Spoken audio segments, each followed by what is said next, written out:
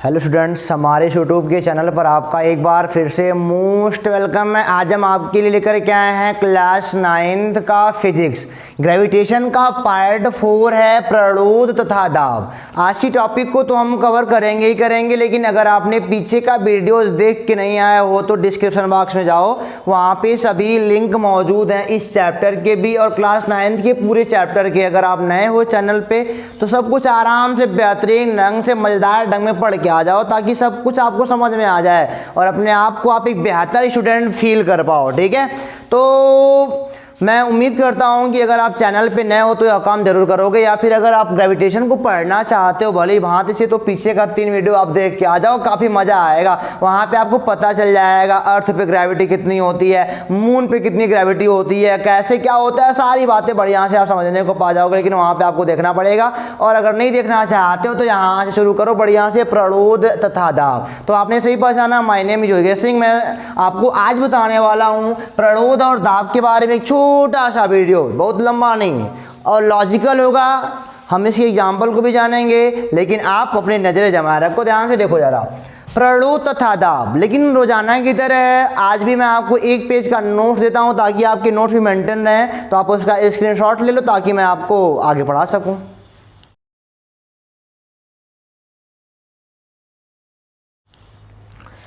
तो उम्मीद करते हैं कि आपने स्क्रीनशॉट ले लिया होगा या फिर अपनी कॉपी पे कंप्लीट कर लिया होगा। तो देखो यहाँ पे क्या है, अब हम पहली हेडिंग बनाएंगे प्रणोद। पहली हेडिंग क्या बनाएंगे? प्रणोद, जिसको हम अंग्रेजी में बोलते हैं थ्रस्ट। क्या बोलते हैं? थ्रस्ट बोलते हैं। अब देखो, आपने प्रणोद को क्या लिखा होगा? किसी वस्तु की सतह के लंबवत लगने वाले बल को प्रणोद कहते हैं। किसी वस्तु के सतह के लंबवत, लंबवत मतलब कि 90 डिग्री, लंबवत मतलब क्या होता है? 90 डिग्री पर लगने वाले बल को क्या बोलते हैं? प्रणोद बोलते हैं। प्रणोद क्या है? अगर आप पढ़ने को पा रहे हो तो प्रणोद एक प्रकार का बल है। चलो मान लिया हमारे पास ये कोई सरफेस है, ठीक है ना। चलो मान लो कोई सरफेस है और इस पर मैं बल लगा रहा हूँ, इस पर मैं देखो लंबवत बल लगा रहा हूँ, यानी कि देखो सरफेस ऐसा है और अगर ऐसे बल लगाओगे तो बताओ सरफेस और इनके बीच का कोण कितना हो गया? 90 डिग्री का। इसी को लंबवत कहते हैं। अब यही जो बल लग रहा है इस पे ना, उसी को हम प्रणोद कहते हैं। किसी सतह के लंबवत लगाए गए बल को हम क्या बोलते हैं? प्रणोद बोलते हैं। सतह, मान लो ये सतह है, सतह देखो ऐसा कुछ है प्लेन सा, और इस पे मैं लंबवत देखो बल लगा रहा हूं, लंबवत बल यानी कि ऐसा बल, ऐसा। ये सतह है, ध्यान दो, ये सतह वाला है और ये वाला मैं बल लगा रहा हूं, इनके बीच एंगल 90 डिग्री, इसी को हम बोलते हैं लंबवत बल। ठीक है ना। तो किसी सतह के लंबवत आप जो बल अप्लाई कर रहे हो उसी को प्रणोद यानी कि थ्रस्ट बोलते हैं। ठीक है ना। और ये एक प्रकार का बल है, एक प्रकार क्या है? बल है। और कोई आपसे पूछता है कि प्रणोद का मात्रक क्या होता है, तो आप सभी जानते हो बल का मात्रक क्या होता है? न्यूटन होता है। तो प्रणोद का मात्रक भी क्या हो जाएगा? न्यूटन हो जाएगा, क्योंकि प्रणोद भैया एक प्रकार का क्या है? बल है। ठीक है ना। लेकिन लंबवत बल है, ध्यान, स्पेशल बात हो गई है ना। लंबवत बल ही नहीं कि अब ऐसी है तो हे पड़े बल लगाओ, ये तिरछा वाला नहीं, लंबवत बल लगाओ। लंबवत बल लगाओगे तो प्रणोद कहा जाएगा। ठीक है, थ्रस्ट हो जाएगा हमारा। चलो ठीक है, कोई बात नहीं। अब आते हैं दाब पे। किस पे आते हैं? दाब पे। सब जानते होगे force applied per unit area is called pressure.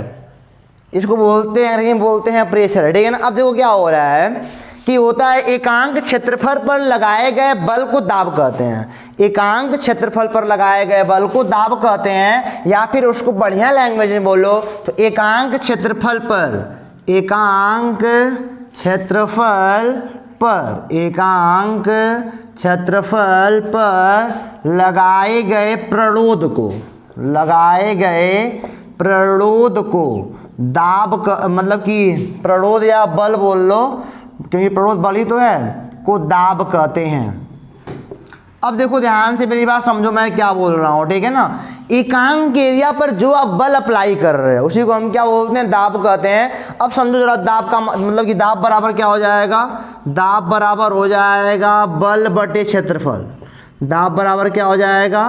बल बटे क्षेत्रफल। ठीक है ना। अच्छा, मान लो क्षेत्रफल को मान लो 1 मान लो, दाब बराबर हो गया बल बटे क्षेत्रफल। समझ गया ना। जैसे आपको याद होगा, एकांक समय में चली गई दूरी को चाल कहते हैं। आपको पहला वाला लेसन याद होगा। तो एकांक समय में चली गई दूरी को चाल कहते हैं, यानी कि चाल बराबर दूरी बटे समय। एकांक देखो, एकांक समय में चली गई दूरी को अगर मैं उससे वेरीफाई करूं तो एकांक समय में चली गई दूरी को आप क्या कहते हो? चाल कहते हो। अब समझो जरा, तो देखो क्या हुआ, चाल यहाँ पे आया, दूरी यहाँ पे आया, समय यहाँ पे आया। ठीक उसी प्रकार दाब यहाँ पे आया, चाल यहाँ था यहाँ पे, दाब यहाँ पे था यहाँ पे आया। और देखो यहाँ पे दूरी ऊपर आया, प्रणोद था, प्रणोद ऊपर आ गया। बल बोलो चाहे क्या बोलो, प्रणोद बोलो, ठीक है ना। और समझ सकते हो, और समझ क्या सकते हो कि समय यहाँ था नीचे आया, यहाँ पे एरिया यहाँ था नीचे आएगा। एकांक समय में चली गई दूरी को चाल कहते हैं, दूरी बटा समय। और एकांक क्षेत्रफल पर लगाए गए प्रणोद को बल मतलब दाब कहते हैं। एकांक क्षेत्रफल पर लगाए गए प्रणोद या बल को दाब कहते हैं। तो दाब बराबर क्या हो गया? बल बटे क्षेत्रफल। एकांक क्यों कहा जाता है? देखो जरा, माना क्षेत्रफल बराबर 1, एकांक माने 1 होता है, ठीक है ना। माना क्षेत्रफल बराबर क्या है? 1 आया, तो बेटा जब 1 मान रखोगे ना तो आ जाएगा दाब बराबर बल। तो अगर एरिया 1 है तो जो दाब है वही क्या हो जाएगा? बल का काम करेगा। उसी को एकांक कहते हैं। देखो एकांक क्षेत्रफल 1 जब रख दोगे ना तो दाब बल के बराबर हो जाएगा। एकांक क्षेत्रफल पर लगाए गए बल को ही दाब कहते हैं। देखो बल बराबर दाब, बल को ही दाब कहते हैं। कब? जबकि आप बेटा मतलब कि एकांक क्षेत्रफल पर बल लगाए हो। कहाँ पे लगाए हो? एकांक क्षेत्रफल पर बल लगाए हो। अब देखो जरा एक बात, यही पे एक सवाल कर लेते हैं, क्वेश्चन छोटा सा, ठीक है। एक छोटा सा क्वेश्चन देखो मेरा, क्या मैं बोल रहा हूं। अब कोई कहता है 5 मीटर स्क्वायर क्षेत्रफल पर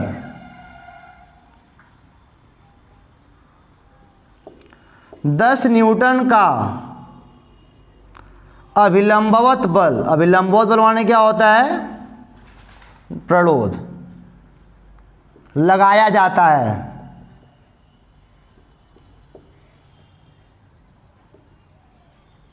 तो आपको बताना है प्रेशर, दाब कितना दाब लगा। तो दाब बराबर क्या होता है? प्रेशर बराबर बल बटे क्षेत्रफल। बल कितना है? 10 न्यूटन। और एरिया कितना है? 5 मीटर का स्क्वायर। अब लो, ये क्या हो जाएगा? 10 न्यूटन और 5 मीटर का स्क्वायर। सब साई मात्रक चल रहे हैं तो काट के आ जाएगा 2 न्यूटन प्रति मीटर का स्क्वायर। अब देखो हमारा सवाल लग गया, मतलब कि क्या होता है? प्रेशर बराबर क्या होता है? बल बटा क्षेत्रफल। बल हमको मिल गया, एरिया मिल गया, तो हम क्या बोलेंगे? 2 न्यूटन पर मीटर का स्क्वायर। अच्छा, 2 न्यूटन पर मीटर स्क्वायर को थोड़ा ब्रेक करते हैं। अगर इसको बढ़िया से पढ़ा जाए तो हम कहेंगे कि एकांक मतलब कि एकांक एरिया पर 2 न्यूटन का बल काम कर रहा है। समझो जरा, ये दाब का मात्रक होता है, अभी लिख लो यहीं बगल में। दाब का मात्रक क्या होता है? दाब का मात्रक क्या होता है? तो आप बताओगे फटाक से, न्यूटन प्रति मीटर का स्क्वायर। बल का न्यूटन होता है, यहाँ पे बटा लगा है, प्रति बोल देंगे, क्षेत्रफल का मीटर का स्क्वायर होता है। इसी को एक और नाम देते हैं पास्कल। क्या बोलते हैं? पास्कल। दाब का ही एक मात्रक और होता है, पास्कल वैज्ञानिक के नाम पे रखा गया है, ठीक है ना। क्या बोलेंगे? ब्लेस पास्कल के नाम पे पास्कल इसका नाम पड़ा है। तो अगर कोई पूछता है दाब का मात्रक क्या होगा तो क्या बोलोगे? न्यूटन प्रति मीटर का स्क्वायर, या फिर नॉर्मली बोलने वाली भाषा है क्या? पास्कल होता है, ठीक है ना। अब देखो एक बात और, मैंने बोला ना ये 2 न्यूटन प्रति मीटर के स्क्वायर का मतलब क्या है? 2 न्यूटन प्रति मीटर स्क्वायर। प्रति मीटर स्क्वायर यानी कि 1 मीटर स्क्वायर, यानी कि 1 मीटर स्क्वायर क्षेत्रफल पर 2 न्यूटन का बल लग रहा है।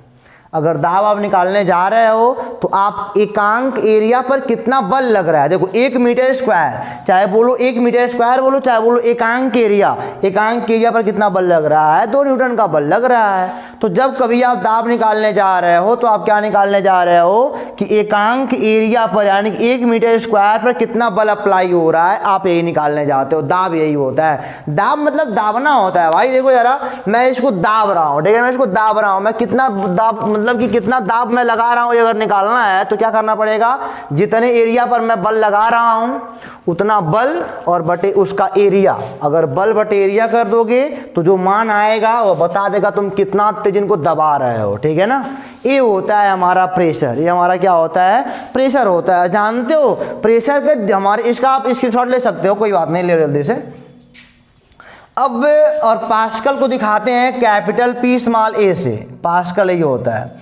अब सुनो जरा क्या होता है, बात हमारी सुनो बढ़िया से, कि यार दाब बराबर बल बटे क्षेत्रफल का अनुप्रयोग कहाँ कहाँ पे होता है, ठीक है ना। खाली अनुप्रयोग पढ़ेंगे, उसके बाद वीडियो क्लोज करेंगे। बहुत लंबा वीडियो नहीं बनाएंगे, आपको मज़ा आना चाहिए, बढ़िया से पढ़ने आना चाहिए और कोई दिक्कत वाली बात नहीं होनी चाहिए, ठीक है ना।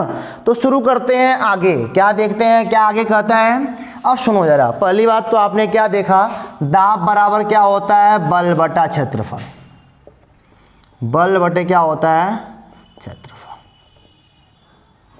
अब बताओ भैया, अगर क्षेत्रफल ज़्यादा होगा तो दाब क्या होगा, कम होगा। सपोज करो मान लो 5 न्यूटन का बल लगाए हो, 5 न्यूटन का बल लगाए हो, समझे ना हमारी बात का। 5 न्यूटन का बल तुमने लगाया है, मतलब कि मान लो 10 मीटर स्क्वायर एरिया पर लगाया है। ये मान लो 10 मीटर स्क्वायर का एरिया, उस पर आपने 5 न्यूटन का बल लगाया है, और वही बल 5 न्यूटन का एक बार आपने लगाया 1 मीटर स्क्वायर एरिया पर लगाया, ठीक है। 5 न्यूटन का ही बल एक बार लगाया आपने 10 मीटर स्क्वायर के एरिया पर, और 5 न्यूटन का ही बल एक बार किस पे लगाया आपने, 1 मीटर स्क्वायर एरिया पर लगाया, ठीक है ना। अब बताओ किसका दाब ज़्यादा आएगा, तो दाब निकालोगे ना, तो दाब बराबर क्या होता है, बल बटे क्षेत्रफल 5 बटे 10, यानी कि 1/2 पास्कल आएगा। यहाँ निकाल लो, दाब बराबर क्या होता है, बल बटा क्षेत्रफल 5/1, 5 मीटर का 5 पास्कल आएगा, या न्यूटन पर मीटर का स्क्वायर। अब समझो जरा, देखो उतना ही बल है 5 न्यूटन का, लेकिन दाब यहाँ पे कम, यहाँ पे ज़्यादा आ गया। ऐसा क्यों हुआ, देखो एरिया ज़्यादा होगा तो दाब ऑटोमेटिक कम हो जाएगा। यहाँ समझो ना, यहाँ का मतलब ये है, अगर क्षेत्रफल ज़्यादा होगा, यहाँ पे लिखिएगा, अर्थात यदि क्षेत्रफल ज़्यादा होगा तो बल क्या होगा, कम हो जाएगा।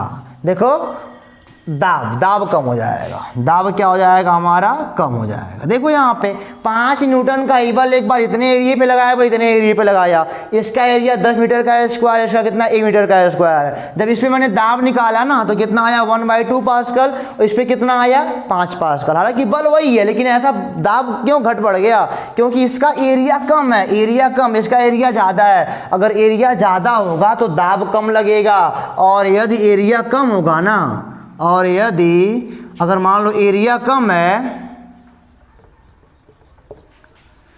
तब दाब क्या होगा, बढ़ जाएगा। दाब ज़्यादा हो जाएगा, तब दाब क्या हो जाएगा, ज़्यादा हो जाएगा। एरिया कम तो दाब ज़्यादा, एरिया ज़्यादा तो दाब कम हो जाएगा। अच्छा एक बात समझो, कुछ एग्जाम्पल समझते हैं, ठीक है ना। कुछ एग्जाम्पल आपको बताने का हम प्रयास करते हैं। कभी रेल की पटरियों को देखे हो, रेल की पटरियाँ आप देखे हो ना, रेल की जो पटरियाँ होती हैं वो ऐसे बड़े बड़े, मतलब कि चाहे लकड़ी के गुटके बोलो, चाहे पत्थर के गुटके होते हैं। यहाँ पे यह पत्थर के गुटके पहले बिछाए जाते हैं, फिर यह पटरी बिछाई जाती है। इसी पटरी पे क्या होता है, रेल चलती है ना। ये हमारे नीचे इसके लकड़ी के गुटके या फिर मतलब कि पत्थर के गुटके होते हैं, फिर इसके ऊपर पटरी होती है, फिर इसी पे रेल का पहिया चलता है।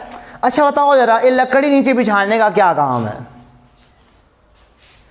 लकड़ी नीचे बिछाने का काम बच्चों यही है। देखो जरा, अब देखो लकड़ी अगर ना रहता तो क्या होता, समझो 1 मिनट के लिए, मान लो लकड़ी ना रहता तो क्या होता, तो इस पटरी पर ना, इस पटरी पर, खाली पटरी पर लगा के ट्रेन चलाने के लिए मैं बोल दूं, तो जब ट्रेन लेके चलोगे तो पटरी धंस जाएगी, नीचे जमीन धंस जाएगी। लेकिन जब ये लकड़ी लग गया ना, लकड़ी बढ़ने से क्या, लगने से क्या हो गया, इसका एरिया बढ़ गया। इसका मान लो लकड़ी ना लगा होता तो ट्रेन चलती मतलब दब जाता, दाब बहुत ज़्यादा हो जाता है ना, दाब क्या होता, बहुत ही ज़्यादा हो जाता। लेकिन लकड़ी के लग जाने से अब देखो एरिया बढ़ गया, एरिया इसका बढ़ गया ना। खाली पहले पटरी था, अब लकड़ी लग गया, तब एरिया क्या हो गया, यहाँ पे इन सब का एरिया बढ़ गया। और जब एरिया बढ़ जाता है तो दाब, एरिया जब बढ़ जाता है तो दाब क्या हो जाता है, कम हो जाता है। पहले कहाँ बहुत तेज दबा ले रहे थे, अब एरिया बढ़ने से दाब क्या हो गया, कम हो गया। अब नॉर्मल क्या हो रहा है, चल रहा है। यानी कि मैं क्या बोल रहा हूँ, समझो मेरी बात को, मैं यही बोल रहा हूँ एरिया ज़्यादा हो गया। अब पटरी, जिस चीज़ पटरी पहले नॉर्मल लाइन मतलब कि बिछी हुई थी, कुछ नहीं था उस सपोर्ट में, लेकिन अब सपोर्ट में लकड़ी आ गया। अब लकड़ी जो, अब जो पटरी है वह लकड़ी कितने एरिए पर रह रही है ना, एरिया बढ़ा दिया, यानी कि जो पटरी के रहने वाला स्थान है उसका एरिया बढ़ गया, और एरिया बढ़ गया तो क्या हो गया, दाब कम हो गया, और दाब कम हो गया तो अब धंसेगा थोड़ी ना पटरी। अब ट्रेन आराम से आगे की ओर क्या हो रहेगी, चलती रहेगी। इसका अगला एग्जांपल देखो जरा, मैंने बताया आपको। अच्छा मान लो बढ़िया तुम्हारे घर का एग्जांपल पकड़ते हैं, दूसरा वाला। सपोज करो आपके हाथ में एक चाकू हो, ठीक है ना, एक चाकू है, एक चक्कू है ऐसा, जो सपोज कर लो ना भैया, ये सपोज कर लो कि मुर्दार हो गया। मुर्दार मतलब धार बारिश में नहीं है, ये मोटा हो गया है, ठीक है ना, ये क्या हो गया है, मोटा हो गया है, ठीक है। और एक चाकू ऐसा भी बाजार से नया लेके आए हैं, एकदम शार्प है, एकदम बिल्कुल शार्प है। चलो अच्छा, दो चाकू है, इसका धार क्या है, धार मोटा है, इसका धार क्या है, पतला है। अब जरा हमको बताओ सब्जी किससे बढ़िया कटेगी, सब्जी इससे बढ़िया कटेगी किससे कटेगी? आपको पता है सब्जी इससे बढ़िया कटेगी, है ना। सब्जी ये वाला बहुत तेज काटेगा, क्यों? अब देखो जरा क्यों ऐसा हो रहा है, ऐसा इसलिए हो रहा है, देखो अब समझ सकते हो, अगर यह मोटा है तो इसका एरिया ज़्यादा होगा, इसका एरिया क्या होगा, ज़्यादा होगा। अगर यह पतला है, देखो इसका एरिया क्या होगा, ज़्यादा होगा, इसका एरिया क्या होगा, कम होगा। एरिया ज़्यादा होने के नाते दाब कम लगा रहा है, जिसमें सब्जी को काट रहा हूँ, इसका एरिया ज़्यादा होने के नाते दाब क्या हो रहा है, कम लगा पा रहा है। देखो एरिया ज़्यादा तो दाब कम लगा पा रहा है, दबे नहीं कटेगा कहाँ से, उसी। अब देखो ये वाला, इसका देखो पतला है ना, आगे बहुत शार्प है तो एरिया कम, पतला है, पतला बिल्कुल पतला तो एरिया कम, एरिया कम हो गया तो देखो एरिया कम तो दाब बढ़ गया, धड़ाक से काट देगा, तुरंत काटेगा। क्यों? क्योंकि एरिया कम हो गया तो दाब ऑटोमेटिक बढ़ गया। ये हमारा दूसरा एग्जाम्पल है कि एरिया अगर कम होगा तो दाब क्या हो जाएगा, फटाक ज़्यादा हो जाएगा, और अगर एरिया ज़्यादा होगा तो दाब क्या हो जाएगा, कम हो जाएगा, ठीक है ना। अब मैं आपको बताता हूँ अगली वाली बात, चलो ध्यान से देखो मेरी बात, अगला मैं क्या बोल रहा हूँ। अगला है, आपने बढ़िया एग्जाम्पल सुना होगा कि जो ऊँट होते हैं ना वो रेगिस्तान में बहुत बढ़िया से चल लेते हैं। अब समझो जरा बात को, रेगिस्तान मतलब होता है जहाँ पे मतलब कि मिट्टी, मतलब कि बालू आलू ज़्यादा हो रही है तो ज़्यादा हो, आप अगर चलोगे तो आपका पैर क्या हो जाएगा, रेगिस्तान धंस जाएगा। आपको मैं बोल दूँ रेगिस्तान में जहाँ बालू आलू हो वहाँ पे 1 किलोमीटर चलो तो क्या दिक्कत होगी, आपका पैर धंसेगा, आप लोग को निकालना पड़ेगा, यानी कि बहुत ज़्यादा कष्ट उठाना पड़ेगा आपको। लेकिन जो ऊँट होते हैं ना वो रेगिस्तान में दौड़ते हैं, ऐसे क्यों? अब देखो ज़रा क्या हो गया, ऊँट का जो पंजा होता है पैर का वह बहुत चौड़ा होता है, और मेरे पैर का पंजा छोटा सा होता है ना। यानी कि ऊँट के जो पंजे होते हैं ना उनका एरिया ज़्यादा होता है, और मेरे वाले का एरिया क्या होता है, इनके अपेक्षा कम होता है। मेरा पंजा जो है पैर वाला इतना ना होगा, या कम, ऊँट वाला का इतना बड़ा है। अब देखो इसका एरिया ज़्यादा है, अब होता क्या है, ऊँट वाले के पैर का एरिया ज़्यादा है तो एरिया ज़्यादा तो दाब कम, दाब क्या होता है, यानी कि वह बालू में बहुत अंदर तक नहीं जाता है। और मेरा वाला देखो एरिया कम है तो दाब ज़्यादा, यानी कि मेरे वाले पैर का एरिया कम है तो जब मैं बालू में पैर रखता हूँ ना पैर धंस जाता है मेरा। इनका क्यों मैं धंस जा रहा है, क्योंकि मेरे वाले पैर का एरिया कम है तो दाब ज़्यादा लग रहा है, और इनके वाले का क्या हो रहा है, इनके वाले का देखो बेटा एरिया ज़्यादा है, दाब कम लग रहा है। यानी कि अगर बालू के अंदर मान लो ये बालू है, बालू के अंदर मेरा पैर इतना धंस जा रहा है और ऊँट का पैर कहीं इतने धंस रहा है, क्योंकि मेरे वाले का एरिया कम है तो दाब ज़्यादा दब जा रहा है, अंदर चला जा रहा है, और इनका एरिया ज़्यादा है तो दाब कम रहा है, इतने अंदर जा रहा है, ठीक है ना। अब देखो ये अभी बात समझ में आ गई। अच्छा एक बात सुनो जरा, दलदल तो आपने सुना ही होगा, दलदल आपने बचपन में देखा होगा कि मतलब कि पैर धंसा हो तो उसमें धंस जाता है ना, या फिर आपने टीवी में देखा होगा, वो वाला कहानी सुना होगा आपने, वो जो शेर था, कंगन था, किसान लालची था, दलदल में फंसा दिया, पता नहीं कैसे कैसे सब कहानी आप सुने हो गया ना। मैं क्या बोल रहा हूँ, दलदल जो होता है ना, जो दलदल होता है, दलदल में जब कभी आप फंस जाओ तो जानते हो क्या करना चाहिए, सुनो। आप जब पैर पे खड़ा होगे, पैर पे, ठीक है, जब आप पैर पे खड़ा होगे तो ऐसे होगा, ठीक है ना, 2 पैर आपके ऐसे हैं यहाँ पे, कोई बात नहीं है,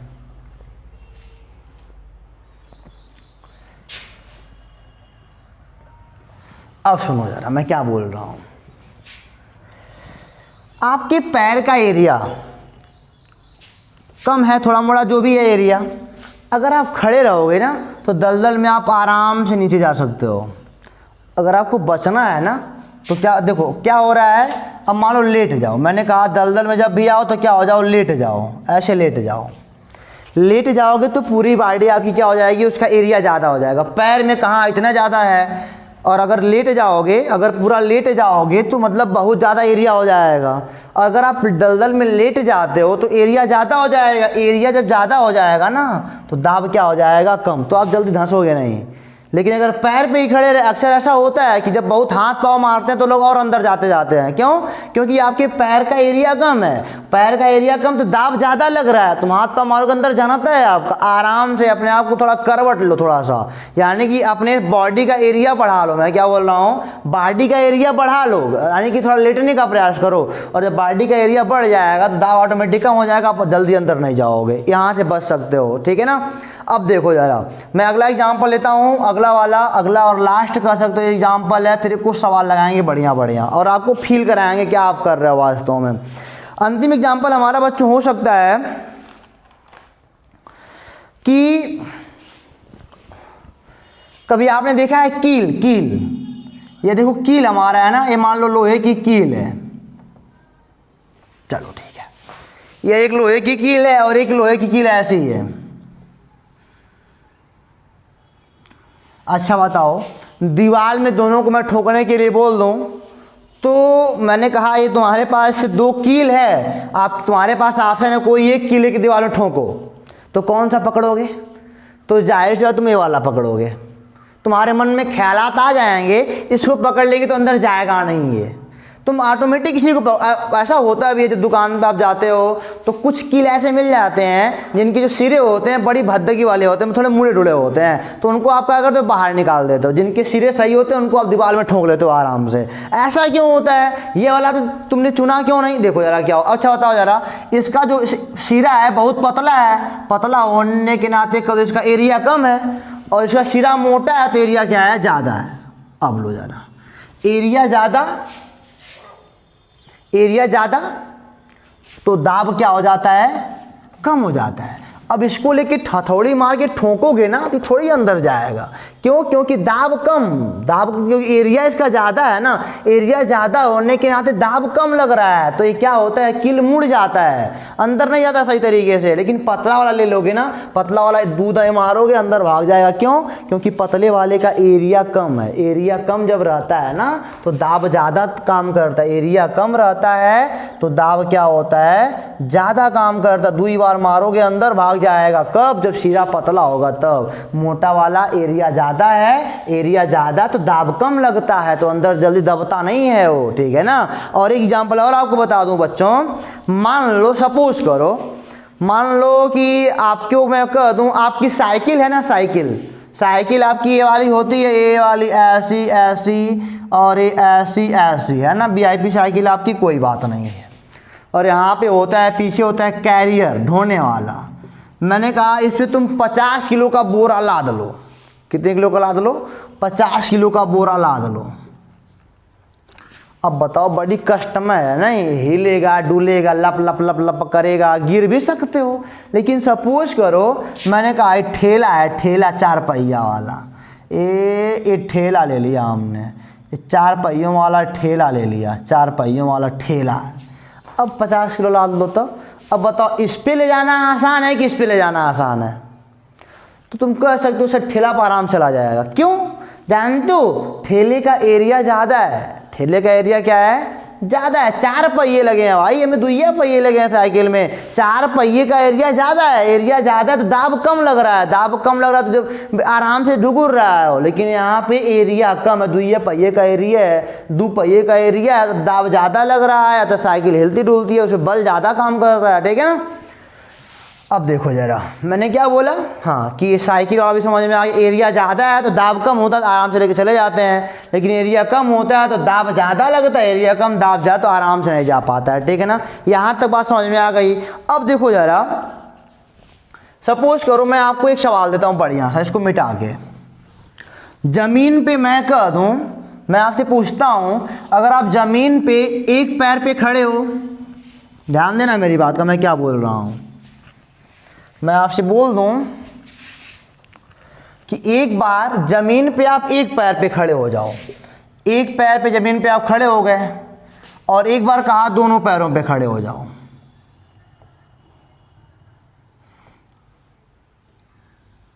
चलो ठीक है, अब बताओ दाब यहाँ पे ज़्यादा है कि दाब यहाँ पे ज़्यादा है?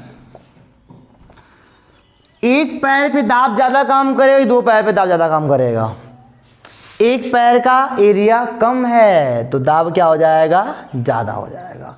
दो पैर का एरिया ज़्यादा है, दाब क्या हो जाएगा? कम हो जाएगा। सपोज करो, अच्छा जानते हो ना, मान लो ये मैं सवाल लिखता हूँ बढ़िया सा यहीं पे,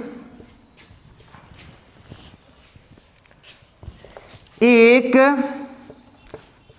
40 किलोग्राम का आदमी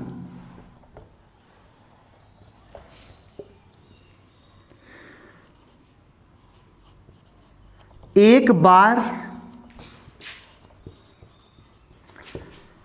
अपने एक पैर पर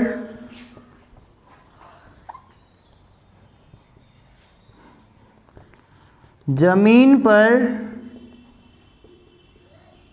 खड़ा होता है तथा एक बार दोनों पैरों पर जमीन पर खड़ा होता है, तो दाब अलग अलग ज्ञात करो।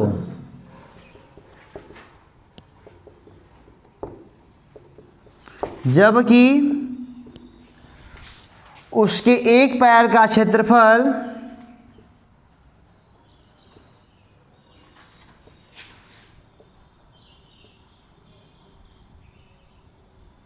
5 मीटर स्क्वायर है।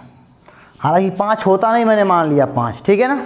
अब देखो ज़रा सॉल्यूशन, हम बोलेंगे जब एक पैर पर खड़ा होगा, जब एक पैर पर खड़ा होगा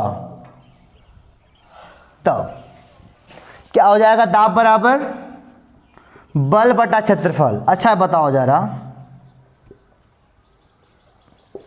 एक इंसान खड़ा है तो ज़मीन पर कितना बल लगाएगा?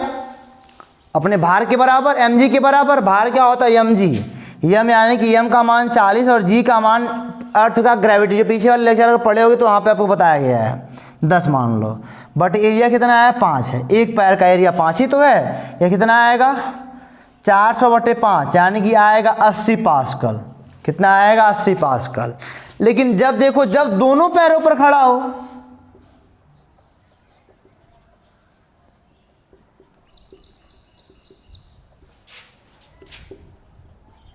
तब अब बताओ दाब कितना आएगा? प्रेशर बराबर बल बटे क्षेत्रफल। बल तो वही रहेगा इंसान का, क्योंकि इंसान का मास नहीं बदलेगा। इंसान का बेटा मतलब कि जी का मान भी नहीं बदलता है, mg होता है। किसी वस्तु का भार कितना होता है? mg होता है। अब देखो जरा कमाल की बात क्या है कि जब दोनों पैरों पर खड़ा होगा ना, तो दोनों पैरों का हमको एरिया लेना पड़ेगा। एक पैर का एरिया 5 है तो दोनों का एरिया कितना होगा? 10 हो जाएगा। 5 5 10 यानी कि 10। अब ये देखो कट के कितना आया? 40 न्यूटन। समझो मेरी बात को, जब एक पैर पर खड़ा था तो 80 पास्कल, पास्कल रहेगा।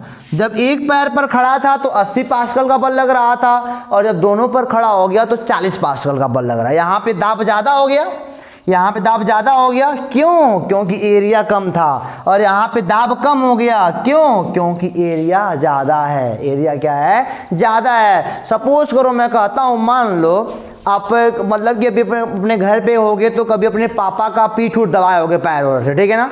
अब मान लो आप दोनों पैर से दबा रहे हो, सपोज करो दोनों पैर से दबा रहे हो, तब पापा से पूछना पापा कितना दाब काम कर रहा है, ज़्यादा दर्द हो रहा है, कम हो रहा है। और एक बार क्या करना, एक पैर को उठा लेना, उठा के तब दबाना, तब पूछना अब क्या हो रहा है। तो आपके पिताजी कहेंगे जब तुम एक पैर से दबा रहे थे, एक पैर ऊपर करके, एक पैर ऊपर, हाँ थोड़ी दिक्कत हो सकती है संभालने में अपने आप को, एक पैर ऊपर करके जो दबा रहे थे तब तुम्हारे पापा बोलेंगे थोड़ा दाब ज़्यादा काम करा, तो मुझे थोड़ा और दर्द का महसूस हो रहा था, लेकिन जब दोनों पैरों पर खड़ा होगा तो मुझे आराम का फील हो रहा है, ठीक है ना। ऐसे भी कह सकते हो कि आराम से हो सकता है।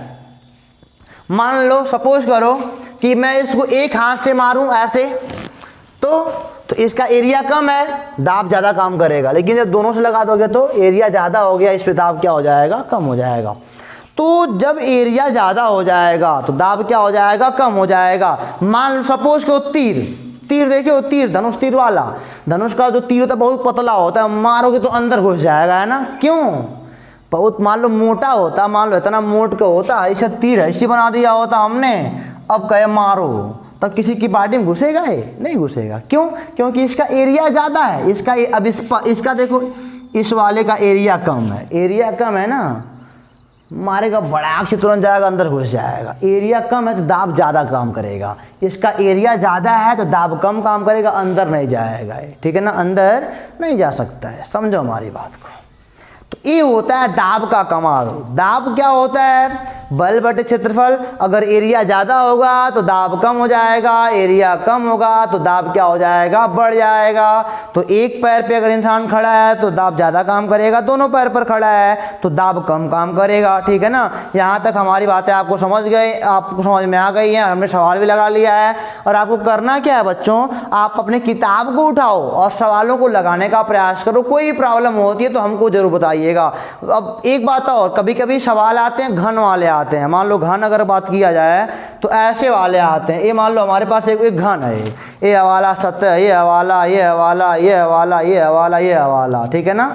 तो अपना अलग अलग सतह है, तो जिस सतह पर बल लग रहा है उसी का एरिया पकड़िएगा। मान लीजिए इस वाले पे बल लग रहा है तो इसका एरिया लीजिएगा, इस वाले पे बल लग रहा है तो इसका एरिया लीजिएगा, इस वाले पे बल लग रहा है तो इसका एरिया, जिस वाले सतह पर बल लगेगा उसी का एरिया आप पकड़िएगा। ऐसा नहीं कि जो मन सो एरिया पकड़ लो, जिस सतह पर बल लगेगा उसी को। मेज पे बल लग रहा है तो मेज का एरिया पकड़िएगा, ठीक है ना। तो जिस हिसाब से सवाल अपना बना होगा उसी से बोलिएगा, ठीक है ना। और कुछ और है तो उसका एरिया हमको लेना पड़ेगा, ठीक है ना। तो क्या होता है, दाब बराबर बल बटे होता है क्षेत्रफल। बल जितना आप लगा रहे होते हो, क्षेत्रफल जिस चीज़ पर आप बल लगा रहे होते हो इसका एरिया हमको लेना होता है, ठीक है ना। तो अगर यहाँ तक बात समझ में आ गई है अच्छे तरीके से तो हम वीडियो को यहीं पे करने वाले हैं क्लोज, क्योंकि दाब वाब में हमने बड़े सारे एग्जांपल देख लिए बढ़िया बढ़िया। तो चाकू एक बार मोटा एक बार पतला लेके देखना, आलू काट के देखना, कितना मजा आता है, आएगा ना। तो उम्मीद करते हैं कि यह पूरा टॉपिक आपको समझ में आ गया होगा। आपको याद रखना क्या है, दाब बराबर बल बटा क्षेत्रफल होता है। प्रणोद एक प्रकार का दाब होता है जो लंबवत काम करता है। दाब का मात्रक पास्कल होता है या फिर न्यूटन पर मीटर का स्क्वायर होता है, ठीक है ना। सारी बात होती है खत्म यहीं पे। तो फिर मिलते हैं आपसे बच्चों अगली वीडियो में। तब तक के लिए आप पढ़ते रहो, मुस्कुराते रहो, हंसते रहो, स्वस्थ रहो, मस्त रहो। All the best.